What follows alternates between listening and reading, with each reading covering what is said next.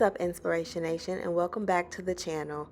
It's been a minute, but we are back with a fun DIY project. So if you want to learn how to make your very own collapsible champagne wall for your special event, stay tuned.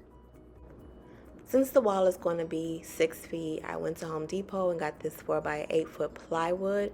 I made the mistake of getting 1/4 inch. I would suggest getting no thinner than 3/4 or even 1/2. And I had them cut it in half for me. And I also bought some 2" by 6" by 8" studs for the shelves. And here I am. I'm measuring in the middle because I'm going to use that as my point to draw my arch.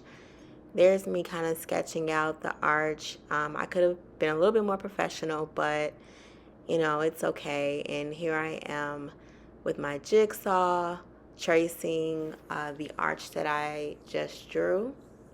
And if you don't, get the perfect arch, it's okay. You can go in with like the jigsaw again, or when you do your sanding. So here I'm drilling the holes in the blocks that I've put at the edge of the boards. This is what's going to allow your wall to fold once you connect them with the hinges. And I'm using 3.5" square corner satin nickel door hinges by Everbilt, also from Home Depot.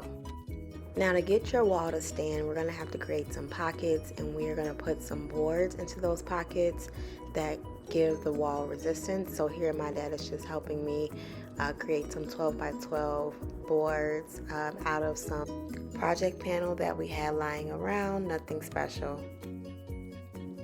So here are the pockets that we created using that 12" by 12" project panel, and inside the pockets I put some 6 foot by 2 feet, I want to say, boards. And you want to have these boards in there and make sure they're taller than the fold of your wall. So again, it provides that resistance so your wall doesn't fold backwards when you stand it up. So here are some 1 by 2 foot boards that I used as the legs to the wall. And I did cut some slits into them just so I could slide some boards into them to use as weight support when I stand up the wall, which you'll see later. Okay, so this is what you did not see. When I went to go stand up the wall the first time, it came apart. So here I am removing the hinges and the blocks because I want to reinforce these bad boys so that I don't have this problem again. And I did that with Gorilla Glue construction adhesive. So again, I took out all the blocks, even the ones that I used for the legs, and just kind of put that glue all around them. And then I reapplied them to their slots, making sure I lined it up with the holes that I had previously drilled.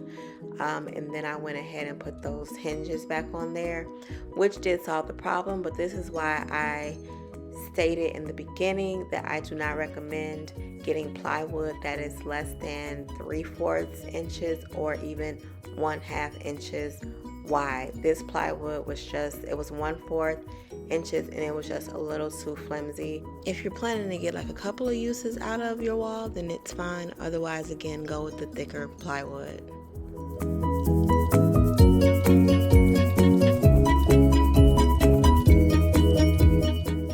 Now here I am attempting to stand the wall up again.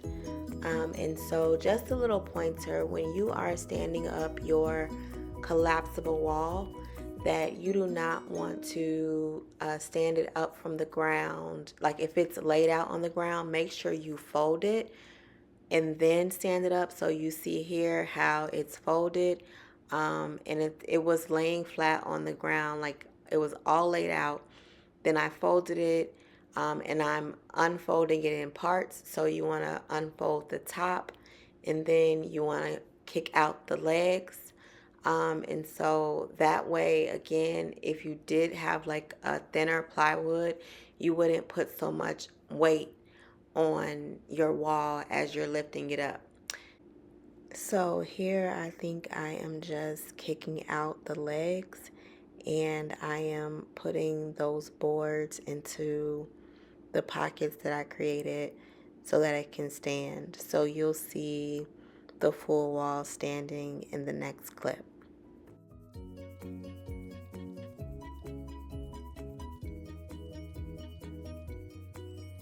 And here's how the back looks with those pockets and the legs and all the hinges.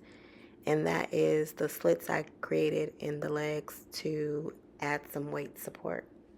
And now that the wall is standing, it is time to create the collapsible shelves. So here I am just making my level lines, and I think at this point I already measured. So my shelves were 3 feet. Again, this was a 4 foot wide wall, so my shelves were 3 feet. So I had 1 foot,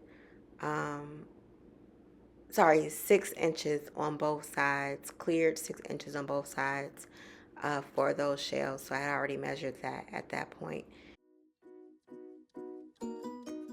For the shelves, I'm using some 1 inch narrow utility hinges. These are also by Everbilt, and I'm just screwing them into the top of the shelves, and this is what's going to allow the shelves to fold upwards.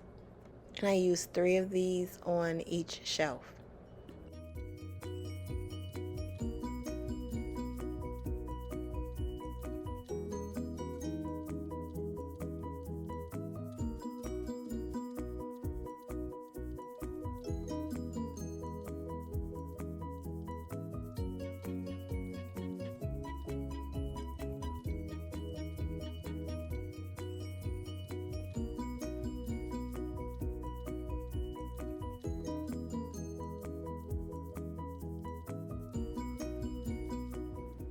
And now that I have all my shelves on there, they were all level, but as you can see, they're drooping a little bit just from the weight. So I did add some blocks up under the shelves to lift them up. And here in this clip, you can see now that they're not drooping, and there are the blocks. And so I am spray painting this, and I honestly left this in just in case somebody does want to spray paint it, but I do not recommend this technique at all. It was a waste of time and money, honestly, because I ended up just buying some paint and going over it because I saw the yellow coming through too much. So, and as you can see here, I'm outside, the wind is blowing, and it wasn't like getting into the plywood. It wasn't sanded good enough, I don't think. So that's why I just ended up painting it. But the technique still applies where you want to make sure you get up under the boards, because you don't want like your pictures catching any unfinished plywood. So that's why I left this part in. And here I am finished with like my painting and all that, and I am adding a little design to it. Now, another mistake I made was I didn't catch it until the end, but I had the wrong side of the plywood when I did the bottom. So this is the back of it, which is why you see those cracks. So if that happens to you, fill that in with wood putty, and then sand it, and then, go back over it with your paint or spray paint, whichever you decide to use. But again, that's what happened to me. And it was too late by the time I noticed that it was on the wrong side. So this project was a lot of trial and error, but hopefully my mistakes are helping you guys along the way. And here I am finishing up a floral vinyl design. This design was carried over from the bride's stationery. Her invitations had this floral design on it. So I'm just using this to, again, tie in that theme. And in the next clip, you'll see the full floral design, as well as we did like a little cheer at the top, and I'll show you that next. Okay, here's how it looked before I took off that big flourish off the S. Alright, so here's one more look at the final product. I really love how this wall turned out. Each shelf was able to hold 10 glasses, so a total of 30 glasses for this wall. Of course, if you wanted to hold more, just add more shelves. But again, I really love the way it turned out. Let me know what you think in the comments. And of course, as always, make sure you like and subscribe. Press the bell notification so you can be notified every single time I drop. Alright, Inspiration Nation, thanks so much for watching this video, and I will see you all next time.